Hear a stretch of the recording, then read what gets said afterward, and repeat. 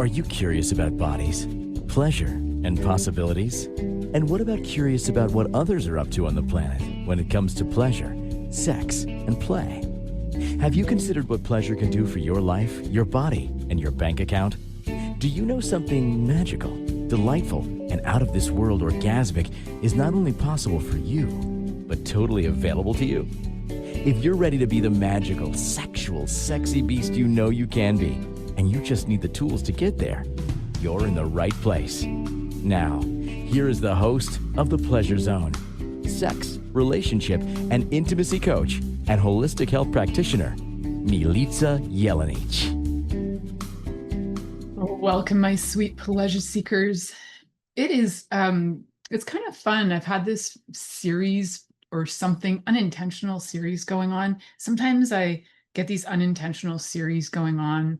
Sometimes I'll go for like 10 weeks of talking about how to get out of trauma and different ways to do that. And then this is, for some reason, it got inspired by the thought of afterplay. And then I was like, what about before play? Not as foreplay, but as before the foreplay. And there'll be some more that follow up with this too. A little series, about 5 of them. I don't know, just to seem like a fun thing to do, kids. So first things first is, if you are brand new to this station, I'd love it if you could just go on, and we have a few options. We have an app, and you can download our app for the Inspired Choices Network. Go get that. You can also go over to YouTube and you can follow us as Inspired Choices Network as a collective. There's tons of shows on there. And you can go like and follow us and comment.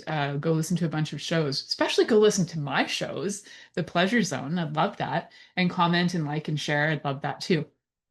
So just so you know, we are on over 400 platforms. And so if you're like wondering, where else can I get this? I randomly tuned in here or here or here. We're on like 400 platforms. So the chances are you'll bump into the Inspired Choices Network somewhere. And through that, you'll find the Pleasure Zone. So I wanted to let you guys know that if you are brand new. If you aren't brand new, I'd love to hear, where are you listening to these shows? Like, when you are listening or watching, I'd love to hear from you and to know, where are you doing that? So if you put comments, or if you interact with any of the posts, if you can interact with them, then I'll know where our greatest listenership is. We do get numbers as well, but I'm curious where my active listeners are, people who are enjoying popping on a regular basis.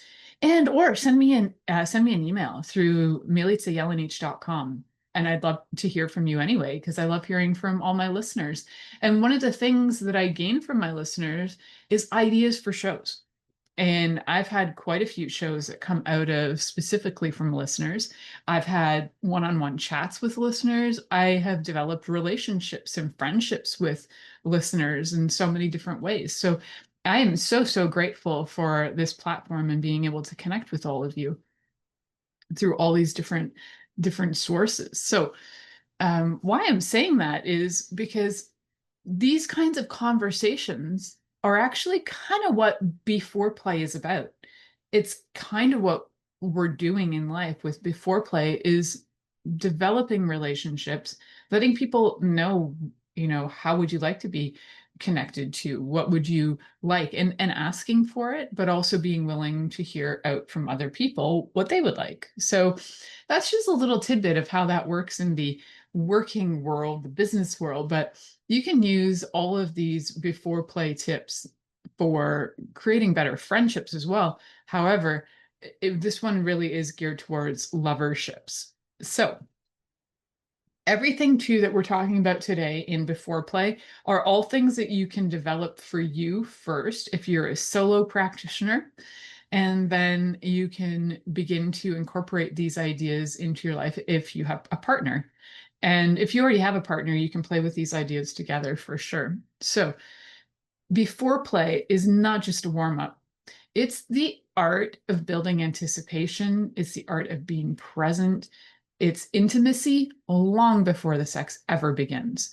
It is creating a relationship where you're walking around on a daily basis feeling calm, feeling heard, feeling seen, feeling present with your partner, and vice versa, so that it's mutual. And it's one of those things that's incredibly important when you are interested in having a long-term relationship, or if you're interested in cultivating intimacy, and or interested in things where the play might get a little bit dangerous, like kinky play, where you really need to be able to trust your partner. So, wow, it's before play is actually too for me is all the things that come in life that are not even related to necessarily sex at all. So I'm going to throw some of those in too. It's like knowing who is best in the house at, say, doing the finances. Maybe it's both of you, but being able to have your relationship function in the most um, streamlined way, right? So if everybody's doing exactly what they're really good at and they don't regret it and they're not feeling like obligated to do A, B, C, or D, but it's actually something they're really good at, then they can contribute to the relationship where, some of those are going to be acts of service. Some of those might be, figuring out ways to spend quality time together, and also adding things like, as in the 5 love languages, adding things on top of those 2 love languages, like touch, and whether that's a hug on a daily basis, or whether you're uh, giving words of affirmation and gratitude, like, wow, that was really great, how you blah blah blah did this or that, and I'm so grateful that you did such and such. Doing that back and forth for each other can help build a sense of safety and love. So if you feel like that's lacking in your relationship and you're like, I don't really want to have sex with my partner, usually when it comes down to it, when people don't want to have sex, is either they have pain. That can sometimes be a huge thing, is like there's pain. The pain may have started with a physical or emotional trauma, sexual trauma. There's that category that might not want to have sex, and we talk about that a lot on here. The other category of not wanting to have sex might be because your partner doesn't listen to your desires, and you might have felt like you've said a million times the things you'd like to have, but they never really truly listen and follow through.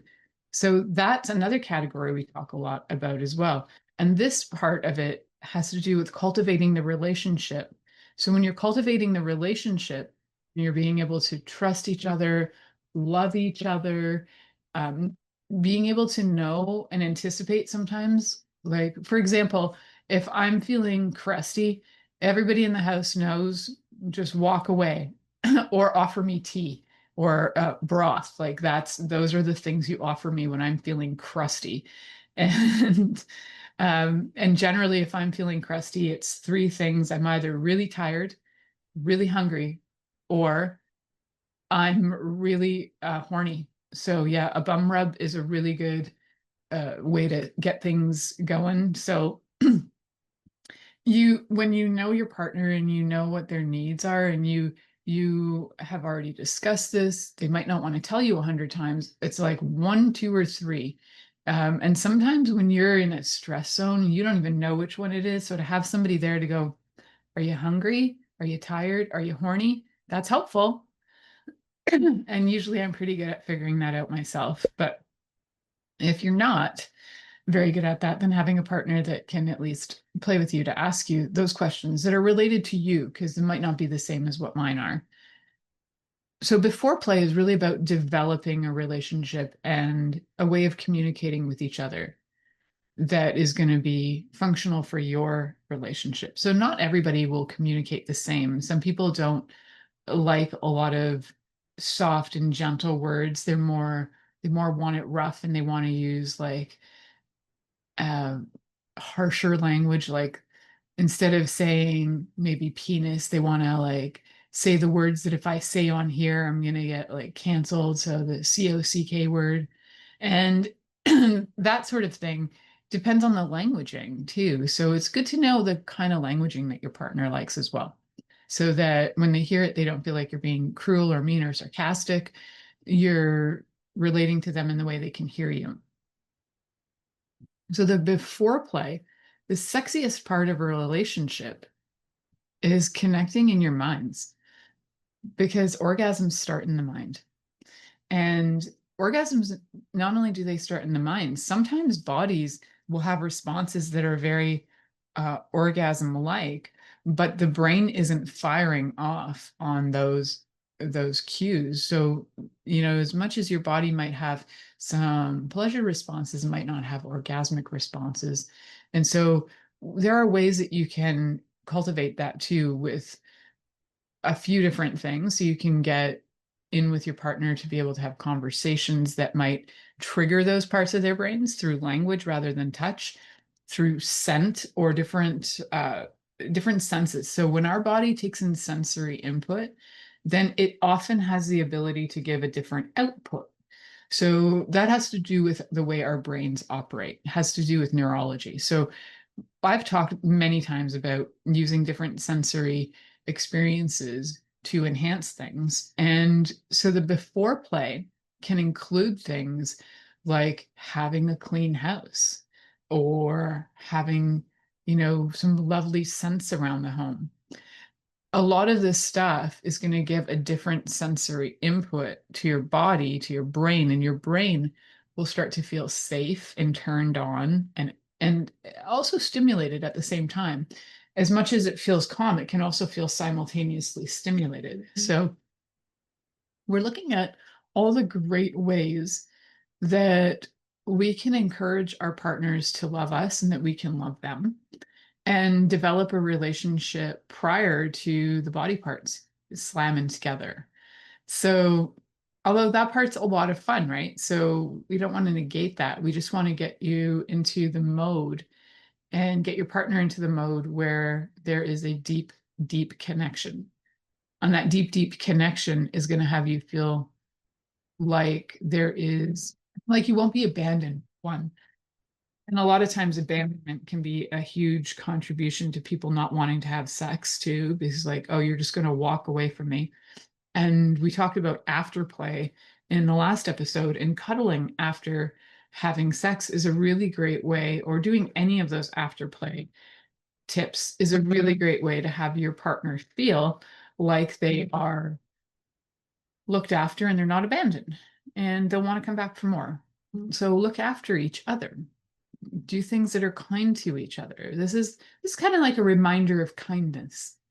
And we can get out of those things because life gets busy and you just get on with your day, but you don't think about the simple kind things you can do for your partner.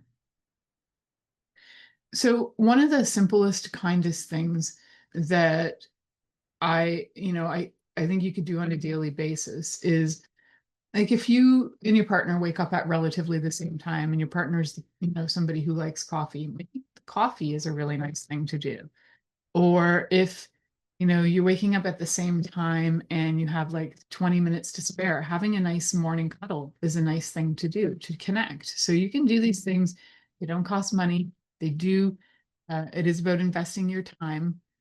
And what we want to do is have all of those in place because having that sense of connection, emotional and physical intimacy is going to help your body to feel safe enough to also ask for what you desire. And if you have the capacity to ask for what you would really like, and your partner can follow through and hear you and then deliver that, then that is like those are the ingredients of magic, and those are the ingredients of super delightful pleasure.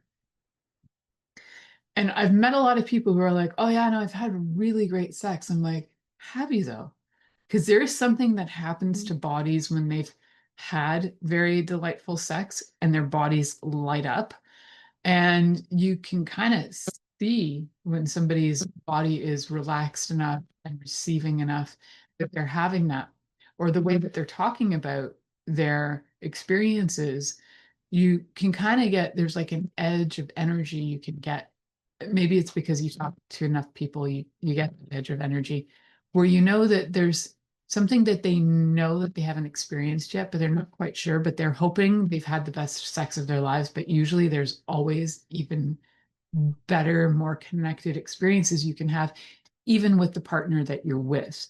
So whether you've been together for one time or you've been together for decades, your sex can get better and better and better because your emotional and physical intimacy can improve all the time. We're going to head to our first commercial break. You're listening to The Pleasure Zone here on Inspired Choices Network. I'll be right back after this commercial. Are you secretly a voyeur, wondering what's going on in other people's sex lives? What if now is the time for a totally different sexual evolution? Are you interested in people who are pioneers of different sexual and pleasurable practices? Lean in now with Milica Jelenic, where she will entice you and your body to know your own pleasure zone. On the Pleasure Zone radio show, with sex, relationship, and intimacy coach, Milica Jelenic, you'll receive tools, inspiration, and a foundation to allow yourself to receive more in your sex life, and quite possibly other areas of your life as well. Listen for The Pleasure Zone with Milica every Monday at 8 p.m. Eastern Time, 7 p.m. Central Time, 6 p.m. Mountain Time, and 5 p.m. Pacific Time on InspiredChoicesNetwork.com.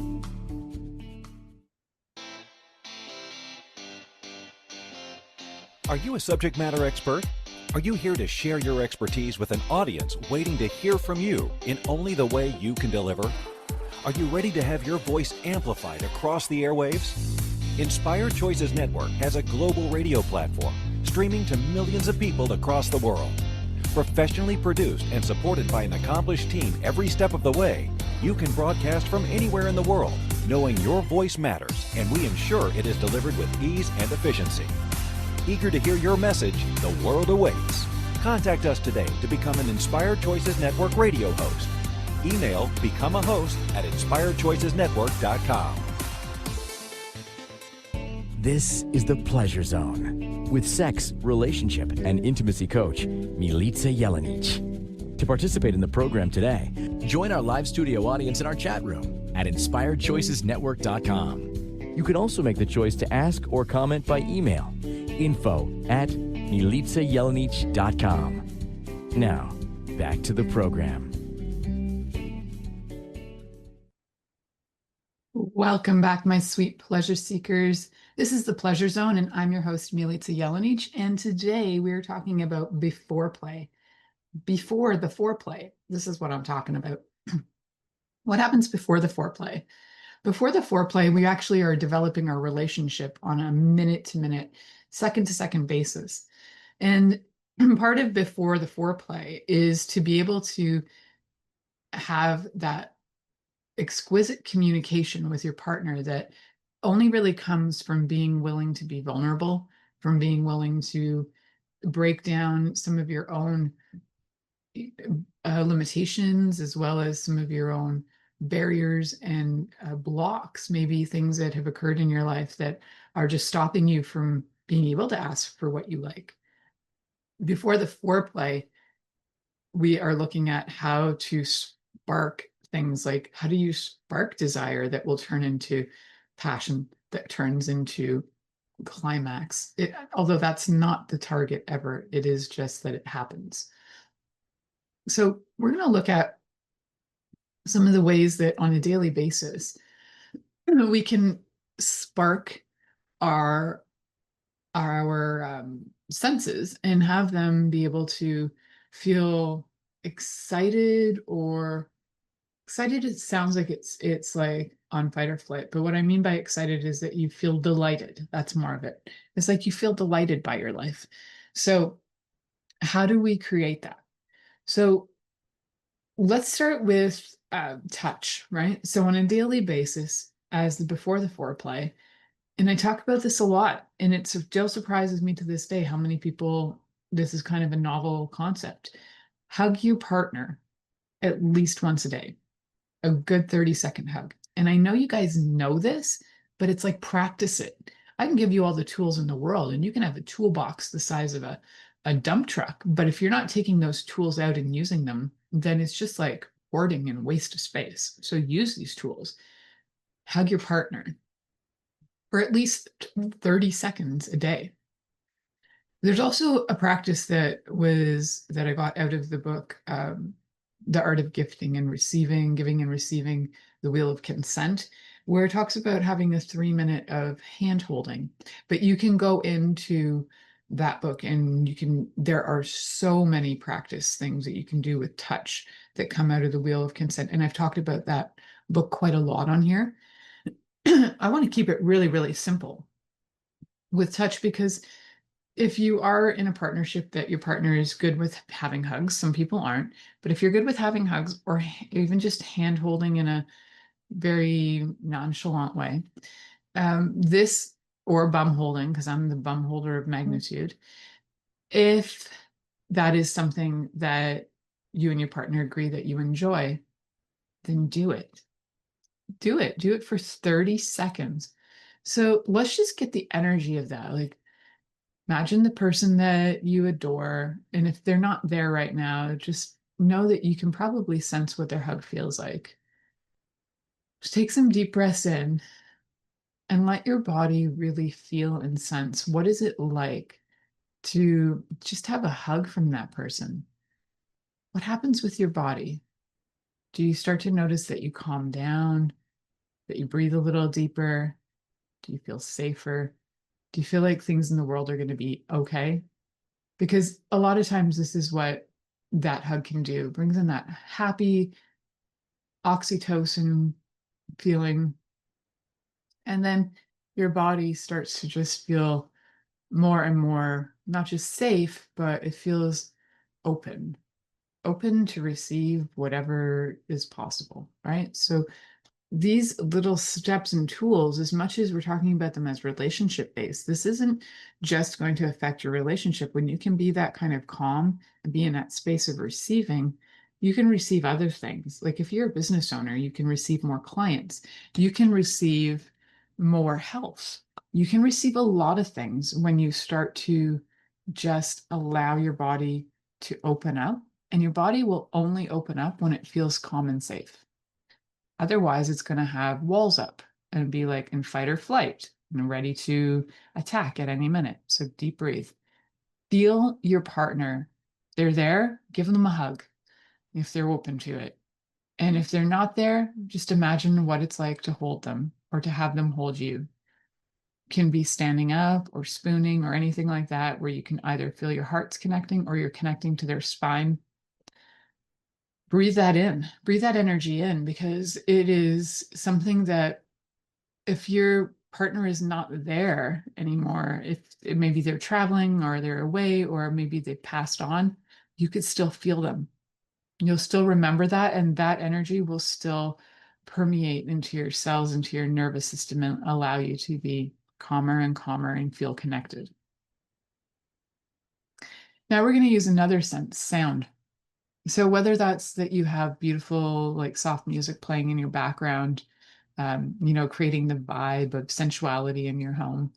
I know lots of people who have like a low music that plays all the time in their house, and that low music really helps the whole environment of them, for them, themselves, and for everybody in their home as well. So you can have music that you really enjoy, that's part of sound, but you can also use your voice, and you can use everything to do with um, your words of affirmation to incorporate sound in communication. So you can also communicate, like when you're hugging your partner, if they're there in real life, you can, give some nice, like, like just like really savor it with some, like all those like great, I'm really loving this sounds. And it starts to help them feel like, and do it from a genuine place, like just allowing yourself to make the sound that your body would like to make. And then as you do that, your partner will start to realize that you really enjoy being around them. And then who wouldn't want to be around somebody who really enjoys being around them, as long as, it's mutual that they enjoy being around each other. So sound can be things that are external. They can also be internal. Like, so the external sounds are like the things like music or saying things to somebody else. But the sounds in our head matter as well. We need to get those in check. So if you've got a lot of chatter going on in your head that's, saying things to you like, you're not good enough, nobody loves you, you'll never have this and you'll never have that. You need to get into a habit of being able to clear those, check, and using a method from um, Byron Katie is great. The 4 questions of, is it true? How do I know for certain that it's true? Without this thought, who would I be? How would I feel? And then turn it around. Get that chatter out of your brain. You could do tapping like EFT. You could do you can do a lot of things to switch your mindset. And those sounds in your head can be volatile to a relationship. They can be that spark that throws everything off. And they're all just in your head, right? So you might have based them on some past experience or some anticipated future experience. But those sounds, those voices that you're hearing, that chatter that can go on and on, is not it's not going to contribute to you having like the space of calm with your partner. So if there is chatter that repeatedly comes up that are concerns, bring them to the surface and have a conversation about that. If you don't know how to start a conversation with your partner, connect with me and we can do that together. We can assist you on that. So connect with me through milicajelenic.com. So we got the sounds of the chatter in the head. Sometimes as you start to realize that they're not even true or real, they'll start to disappear. Sometimes those sounds in the head need other sounds to counteract them. So doing things like mantras are great because they'll switch your thought patterns as well. Mantras are basically anything where you are doing a repetitive thing with words. And a lot of mantras I find are more effective in languages that you do not fully recognize because it'll bypass your logical brain that's trying to think about what does this mean and am I saying it correctly? Like you're just going to be engaged with the energy of it. So play with that a bit and just see what is it like to, and if you don't really know what mantras to do, just like look it up on Spotify.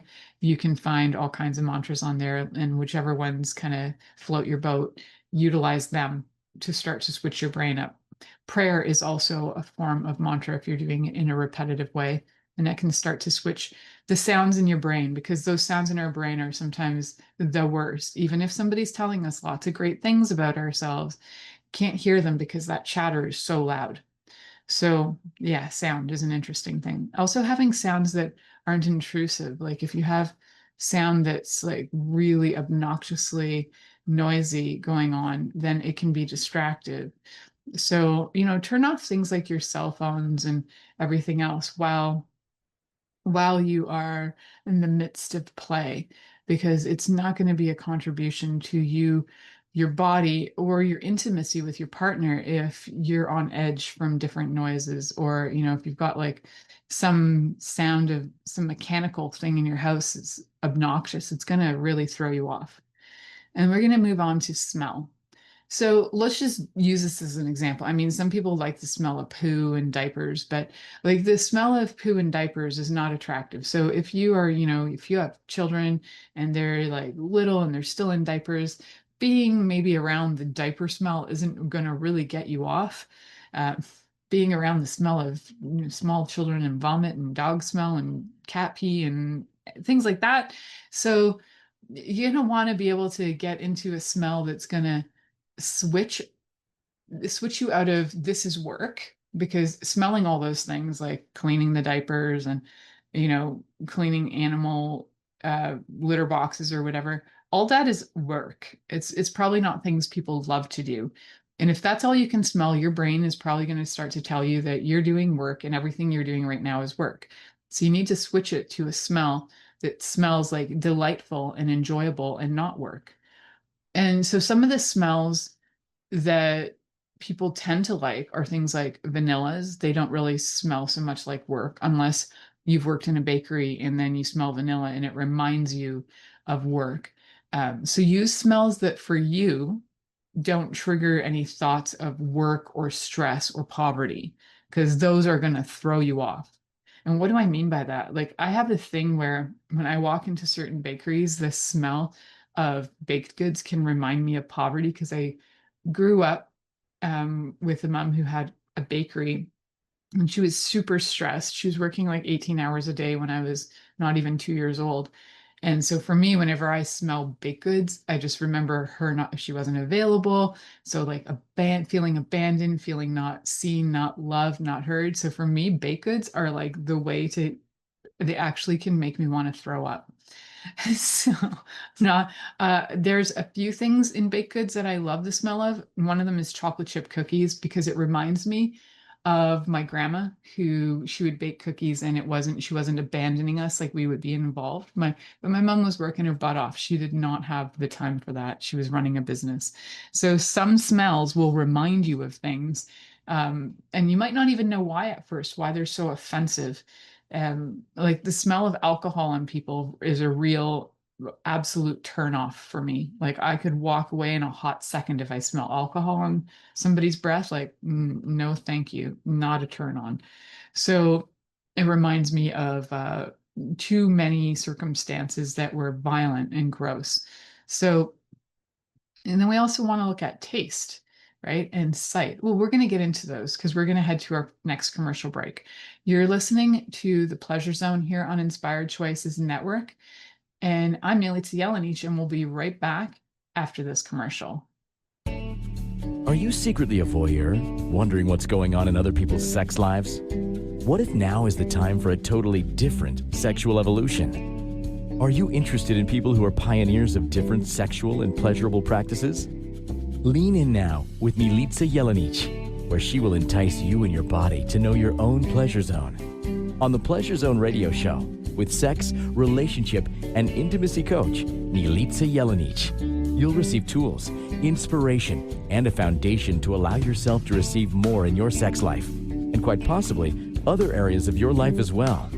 Listen for the Pleasure Zone with Milica every Monday at 8 p.m. Eastern Time, 7 p.m. Central Time, 6 p.m. Mountain Time, and 5 p.m. Pacific Time on InspiredChoicesNetwork.com.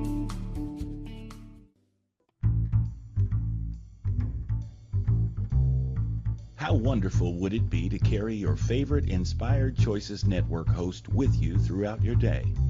Well, now you can. Inspired Choices Network now has its very own mobile app. Our free app offers live streaming shows, along with thousands of podcasts and TV episodes. Our shows cover a wide variety of topics. Whether you're waking up with us, carrying us through the day, and taking us to bed with you, we're always here for you to enjoy. We're easy to find. Just search for Inspired Choices Network in the Apple App Store or Google Play Store. This is the Pleasure Zone with sex, relationship, and intimacy coach, Milica Jelenic. To participate in the program today, join our live studio audience in our chat room at InspiredChoicesNetwork.com. You can also make the choice to ask or comment by email, info@milicajelenic.com. Now, back to the program. Welcome back, my sweet pleasure seekers. I hope that during that last commercial break, you kind of took in some of those tools that I'd mentioned beforehand, things like checking in on your brain and those thought things, and things like hugging the person that you love, even if they're not there. Because the more you practice them as if they're just part of your life, the more they just become part of your life. And then they're not something that you have to remember to do because you'll feel them. Those tools will be so integrated into your life. They're no longer tools. They're just part of you. So we didn't get to two of the senses yet, and one is taste and one is sight. So with taste, taste is very much connected to smell, and sight too. Like sometimes you can look at something and you think that's going to taste awful, and then you kind of like create it as tasting awful in your head. Although your taste buds will then mess with you because you're like, why does that look so bad, but it tastes so good? Anyhow, taste is an interesting one. How do you taste your partner on a daily basis? Well, it's not necessarily about tasting them, although it can be. And we have done entire episodes on using your tongue, like on your partner's whole body, oral sex, kisses, all kinds of things to do with your tongue. Kinky things with your tongues too, like sucking on toes and fingers and ears and all you name it, breasts, whatever you love. And taste too can be about just how your mouth feels and tastes. So like if you love the, like I love the taste of cinnamon. So if you love the taste of cinnamon and having that taste in your mouth can start to help your body feel happy. If you have like a taste of, and I love the taste of garlic, but I don't like the aftertaste of garlic. So if you know you're like loving the taste of garlic, but then you've got the aftertaste and you're like, ugh, I don't like that, switching it up, brushing your teeth, doing things so that your taste in your mouth feels good to you. Because if taste in your mouth feels good to you, then the chances are that your partner is going to enjoy kissing you more because you're in a space of comfort with your own mouth. So how does your mouth taste? If you love the taste of cigarettes and your partner really doesn't love the taste of cigarettes on your mouth, then, it's good to tell them, I really don't like the taste of cigarettes. I don't like the taste of cigarettes, alcohol, or certain like old smells, but cigarettes and alcohol are pretty for me. And if you can at least have some flavors, and it's also part of the scent, right? Smelling that on somebody's breath. But if you can taste that, your body will be happy. Like during the break, I was having broth time because it was like my body just wanted broth today. And so I was having broth, and it makes my body feel so happy and calm. And then if my body's happy and calm, how do you figure that's going to play out in the rest of like with everybody else in my house? So if I'm happy and calm around my husband, then what do you think's going to happen for him? He's probably not going to be so stressed. If I'm walking around and not feeling so hot or great, he gets super stressed. He gets on like eggshells. He's worried that he's going to like hurt me or something. I don't know. He gets very concerned. I don't really know where that comes from because I've never yelled at him that I'm aware of, or in my sense of yelling, but maybe to him I did. Um, so, having the things that taste nice that help your body be calm and happy will reflect out to in your how your body is responding to certain things. It might even start to alleviate pains. It can start to switch on new neural receptor, like your neural receptors for pleasure start to turn on, and the pain ones start to tone down a bit. But it's not about using food to make you feel better. It's about having flavor in your mouth. You could just put it in and spit it out. It's just about having that flavor to be able to trigger new brain connections.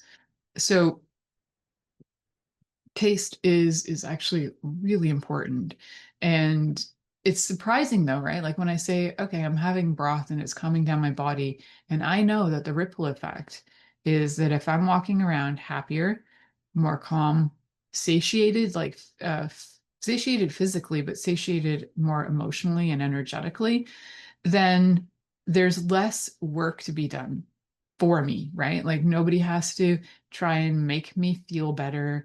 No, and it's never anybody's obligation to do that anyway, but we tend to, as humans, do that, tend to try and rescue. So we can use these things in order to have our bodies be,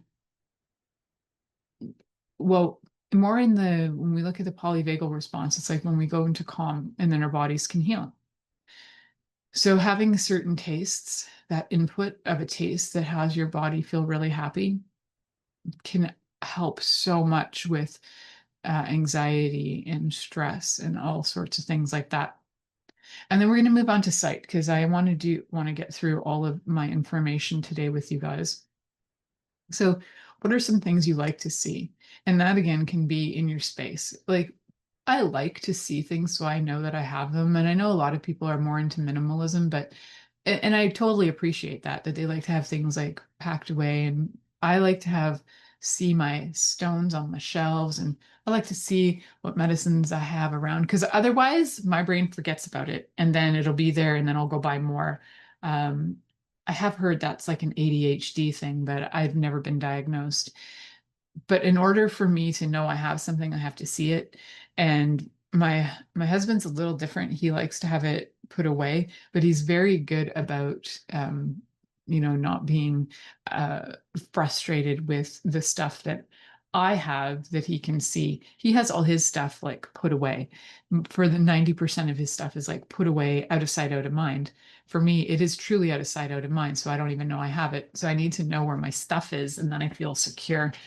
I'm funny like that. I'm a funny bean. Once I actually made like an entire list of everything I owned when I was 25, and I was heading off to Europe, and I listed everything because I know me, and I knew me then too, that if I didn't have a list, I would start to go um, into like a spiral, a turmoil of feeling like I had nothing. I had given up a job where I had a car. I gave up everything, went to Europe, and I thought from there I was going to go off to Bali because I was scared to pay my thousands and thousands in taxes that year. Anyway, while I was in Europe for over a month, I had this list with me, and every time I would feel like I didn't have anything or I had nobody and I had nothing, I would look at my list and I would remember that no, I've actually got these. And it was like pages of stuff. And it was an interesting, I created the method on my own that I wanted to list everything I owned. And then I would write details. And then, like, if I was sick of writing, if I didn't even want to write it down, then I knew I needed to give it away. I don't know. It was like a Marie Kondo method of a different sort. And so I had this and I walked around with it, and I would look at my list and then I would feel better. And I knew that all that stuff was in a safe place in storage at my mom's. So if I ever wanted to come back, I knew it was there. And one of the things was I needed to know my Cabbage Patch Kids were okay. Yeah, I know I was 25 and I'm 50 now, and I still need to know they're okay because I'm a little weirdo. So um, for me, seeing things helps me feel safe, but for other people, seeing things out does not. So it's really good to know how you work in partnership and how you can navigate that, and what people need to see. Like, what do you really need to have out to feel safe? Like, I probably don't need all the things that I have out on a shelf, like you guys can see back there, to make me feel safe. It's just easier for me to navigate that for clients. So what do you need out that makes you feel safe? Maybe it's just having one lamp out. Maybe it's having nothing. Maybe what you need to have in your site is an empty space. Maybe you need art, or maybe you need things that look like they have texture, and that's part of touch as well, that they feel like they have texture. You can have, you know, different things as well, whether it's like flowers or plants or living things in your environment as well to look at, can really also help you to remind you of growth.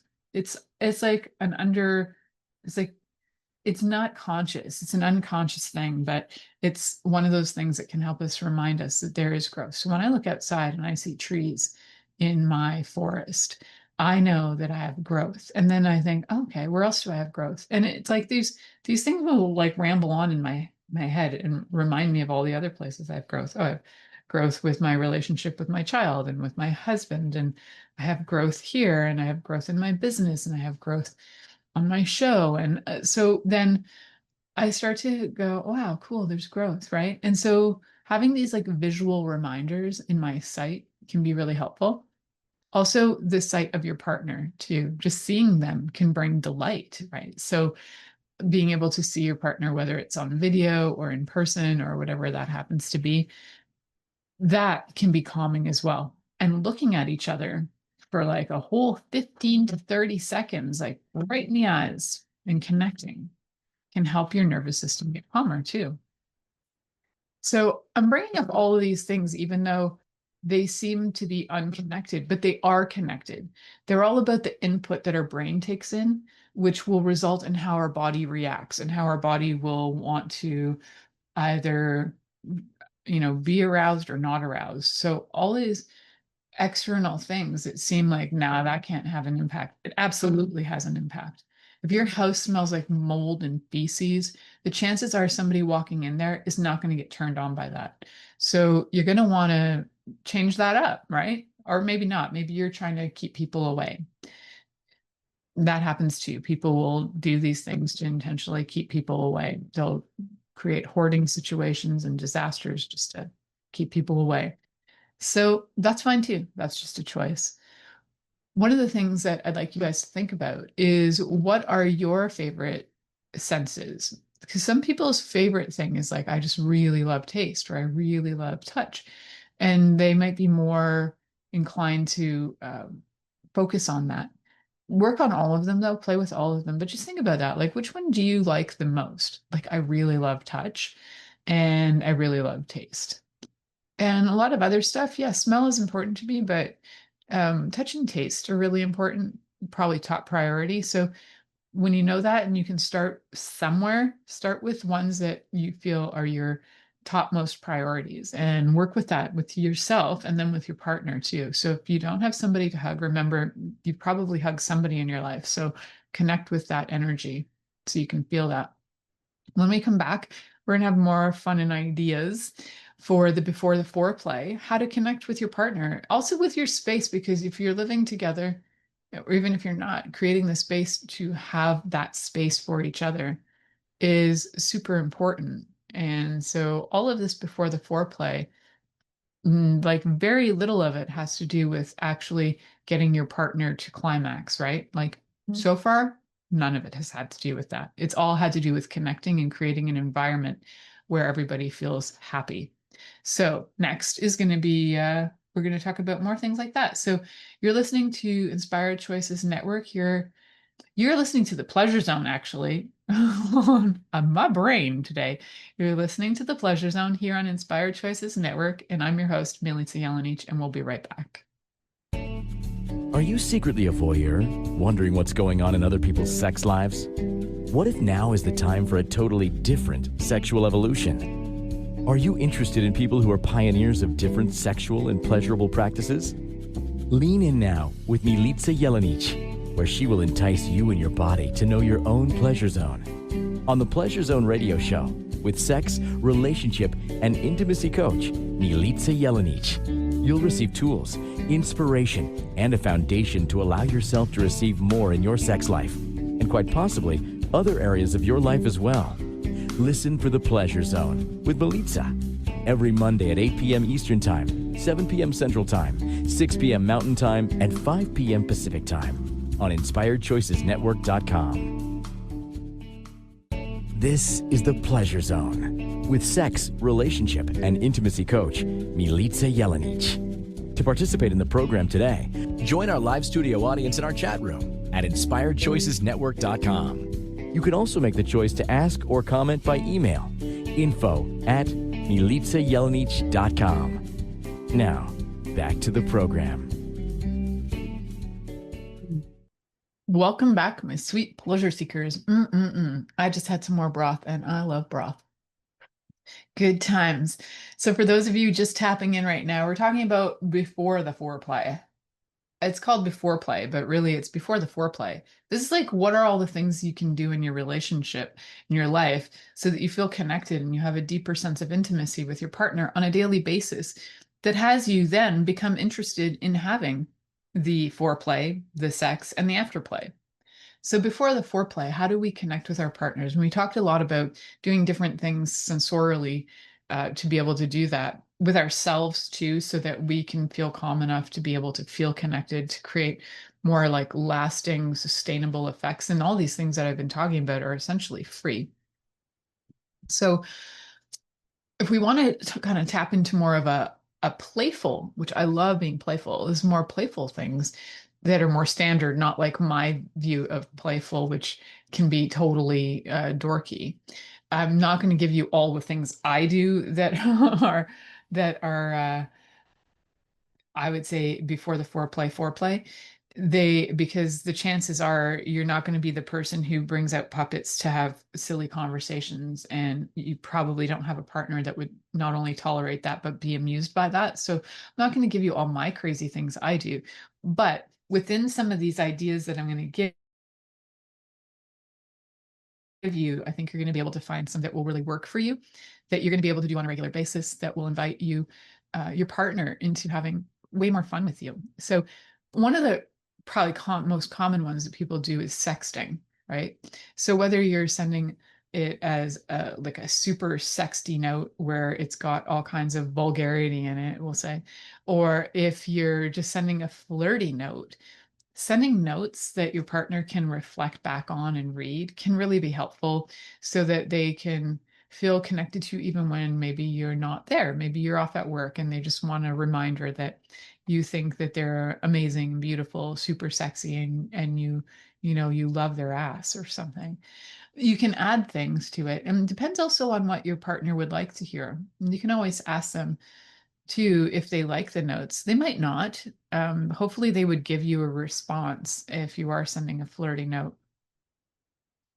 So, flirty notes can also be like hints and invitations to what are you doing in 2 hours from now? Do you want to meet at such and such a location for a little rendezvous?